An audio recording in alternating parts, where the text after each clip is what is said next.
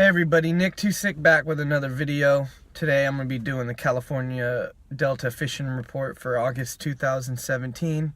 We're about midway through August, so I'm comfortable putting out the fishing report. I've locked in the bite and it's on right now. So in short, flipping and pitching is where it's at right now. I spent the first week of August really throwing a frog. It was the 2017 Snag Proof Open the first weekend of August, so I really threw the frog the first week and it wasn't all that effective. We were catching our limits, only 5 to 10 pound bags though, maybe getting big fish sporadically, but it certainly wasn't optimal to be throwing a frog at that time. So getting into the fishing report, the bite's consistent right now. You know, we're loading up the boat, throwing plastics.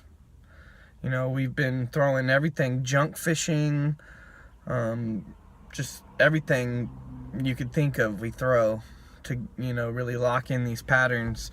And we're catching 4 or 5 fish per one on everything else right now, flipping and pitching. So, you know, I'm extremely confident in saying that's where the bite is right now.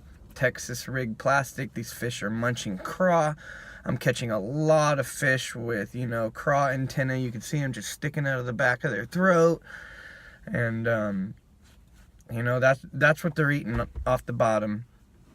So, with that being said, I'm going to get into a few of my personal favorites to throw out here on the California Delta. And I'm going to jump straight into that. So, my number one bait for flipping and pitching is a Zoom Brushhog. You know, the color isn't as important to me. I pretty much stick to, you know, a green pumpkin or like a June bug.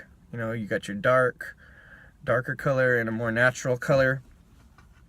And then I also like to throw the little mini one. This is the Zoom Brushhog, the junior, in pumpkin seed because it looks like a molting craw, and I like to throw those around the full moon because the juvenile craw are, you know, that pumpkin looking color, and they molt their skins and grow every month around the full moon. So it's a really good bait to be throwing around the full moons if you check the lunar calendar and whatnot, and you can see when to throw those, and you'll just catch 20-30 bass a day, no problem. Another go-to bait I like is the Reaction Innovation Sweet Beaver. I'll throw, you know, this one here is the watermelon with red flake. I'll also throw like a Dirty Sanchez color or just the black and blue. Same thing with the Rage Craw. I also like to throw Strike King Rage Craw, black and blue, or the, you know, the California Craw color. I also like to throw these, the Zoom Z-Hogs. So those are the creature baits I like to throw. Sometimes I throw worms. You know, the worm bite works too. If you Texas rig it, Texas rig a Senko, throw a shaky head, we're working really good right now. Just anything off the bottom that they're associating to, they're picking it up, and they're actually getting it most of the time on the drop. So that's really where the bite's at right now. So trust me when I tell you to get out there and throw your Texas rigs.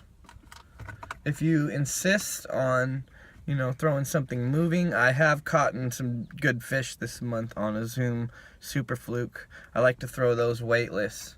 So that's really where the bite's at this month. The water's cooled down. It gets from 70 to 76 throughout the day. The fish, you know, are really starting to move into more of a fall pattern.